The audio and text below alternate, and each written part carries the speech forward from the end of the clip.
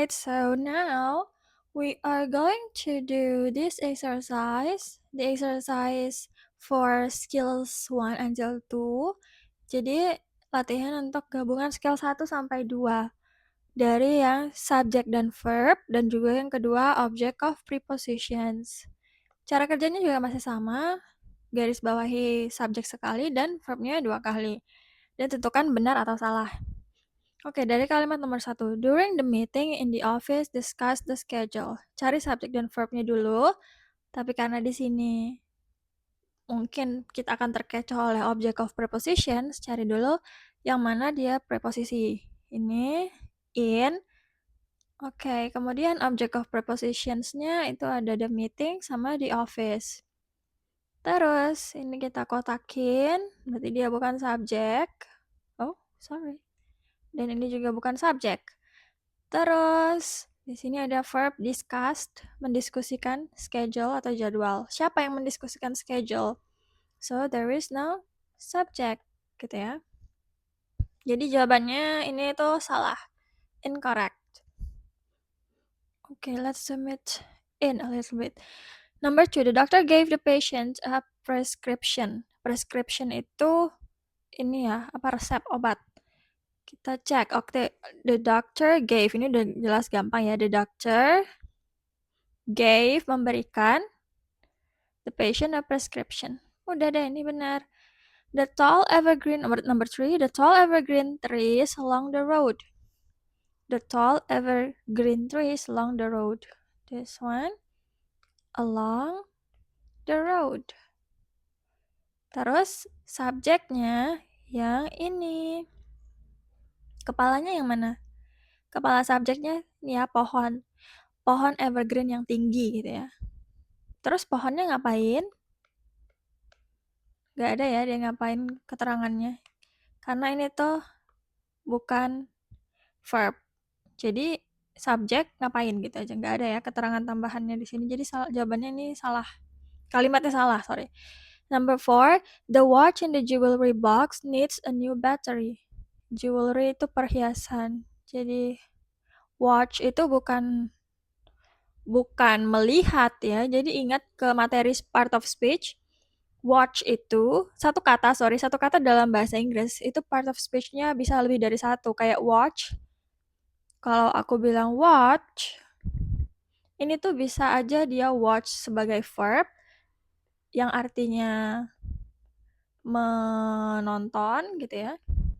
Bisa aja watch sebagai noun. Kalau sebagai noun dia apa dong? Jam tangan ya. Jadi jangan terkecoh, masukin maknanya itu akan berbeda sesuai dengan struktur kalimatnya dan juga konteksnya gitu ya. Jadi number 4 ini tuh kita cek the watch ini dikotakin. Oh, sorry panjang ya.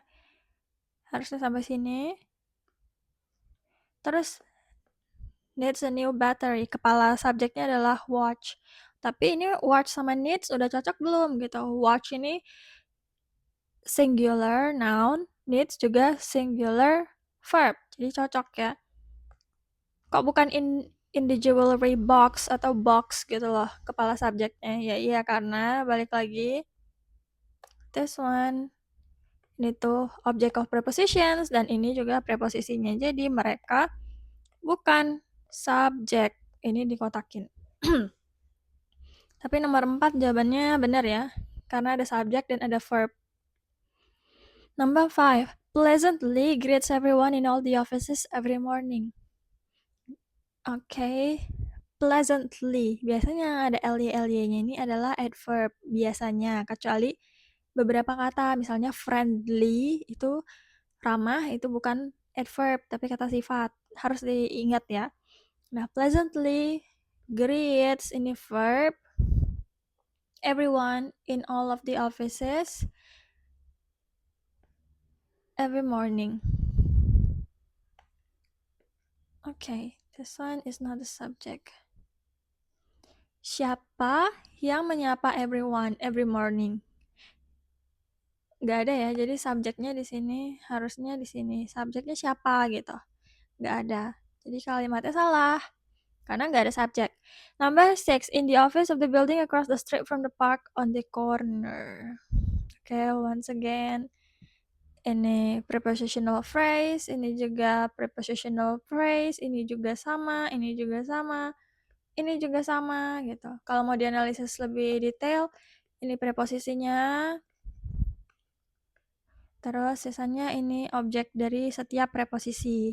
Ada subjek nggak? Ada verb nggak? Nggak ada ya. Jadi kalimat ini salah. Terus number 7, the dishes in the sink really need to be washed as soon as possible. Kita cek lagi, in the sink really need to be washed as soon as possible. The dishes, kepala subjeknya adalah dishes, need to be washed. Dishes, apakah dia sesuai gitu atau udah cocok sama need? Udah ya. Dishes itu plural noun dan need juga plural verb. Jadi dia udah cocok. This one correct. Number 8, in a moment of worry about the problem with the cash in the account. In the account. In a moment, ini prepositional phrase of worry, juga prepositional phrase about the problem juga sama with the cash in the account. Okay. Jadi tetap nggak ada subjek, nggak ada verb. Ini sama kayak nomor 6 ya. A moment to worry the problem, the cash, the account. There is no subject and then there is no verb. Incorrect. 2 nomor lagi. Number 9, the plane from New York circling the airport. Kita cek the plane from New York. This one. Terus, okay, possibly ini kayaknya verbnya gitu ya. Tapi kita cek dulu. The plane from New York. Ini ada preposisi di sini. From, dan setelahnya berarti object of preposition. Dan kalau kita kotakin, ini nggak usah dipeduliin. Jadi the plane circling the airport. Kata kuncinya adalah the plane. Kepalanya adalah plane aja. The plane circling. Apakah bisa kita bikin kalimat cuman bilang the plane circling? Circling? Enggak ya. Karena apa? Kalau kita bikin verb ing circling kayak gini, nggak bisa dia berdiri sendiri. Harus ada to be atau be di tengahnya. Modal tambah be gitu maksudnya.